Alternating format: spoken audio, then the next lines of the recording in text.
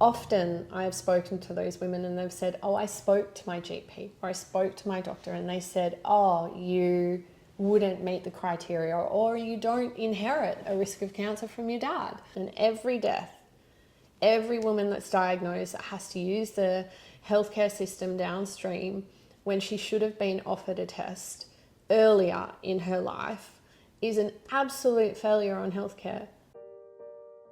I'm Krystal Barter, I'm the CEO of Humanised Health and I'm a global patient advocate. I've spent my life ensuring that families have better access to genetic testing and preventative health services in Australia. So I was around 14 when my mum was 36 and she was diagnosed with cancer, and I think that was like scary enough and emotional enough without figuring out that generation upon generation in my family had walked that same path. They estimate that around 20 women had all had breast and ovarian cancer, predominantly in their 40s and 50s. So for me, I was growing my own breasts and figuring out becoming a woman. It was very traumatic to know that there was something like a cloud hanging over me from a really young age. We became one of the first families in Australia to be genetically tested for something they called the BRCA1 mutation. I didn't want to be proactive in accessing the testing. That was until I fell pregnant and had my first beautiful son. And the first thing I said when I held him in my arms was, looked at my husband and I said, I need to get testing right now. Within 2 weeks, I was in having a preventative double mastectomy at 25. I woke up. I always say it was like a hippo took residence on my chest. It was hard to breathe. I had drains. I had the exact surgery that someone with cancer would have had, but yet I didn't, and I really felt like I slipped through the gaps in so many ways. The next phase in my preventative surgery, I had a hysterectomy and 1 ovary and fallopian tubes removed, and I had that around 33 years of age. And then for my 40th birthday, my gynae-onc called me and said, happy birthday, we need to remove that last ovary. I pushed it out by 8 months and decided to have my last ovary removed, therefore putting me into surgical menopause. It started essentially to make me feel better about myself and about having to deal with this huge complex world of genetics and prevention.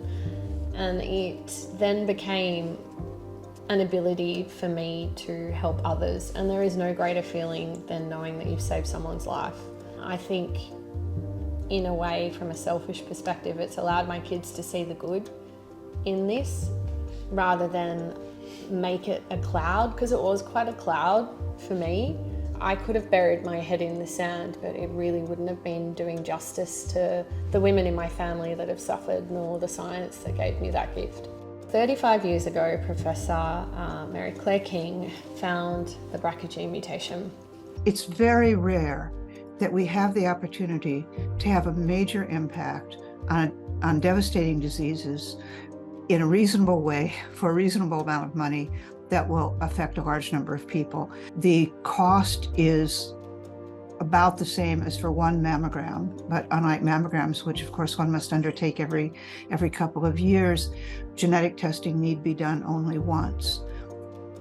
The reason that all women should be tested, and not only women with extremely severe family histories of breast or ovarian cancer like Krystal's family, is that we inherit our genes from both our fathers and our mothers. And in our experience, about half of women who have devastating mutations in these genes had no family history that would have triggered concern. The gift that is genomic healthcare has been something that hasn't been prioritised at the level that it should have over the last decade. I've actually met a lot of the people who have gone through the program and found out that they carried a BRCA1 mutation and they didn't even really have a family history.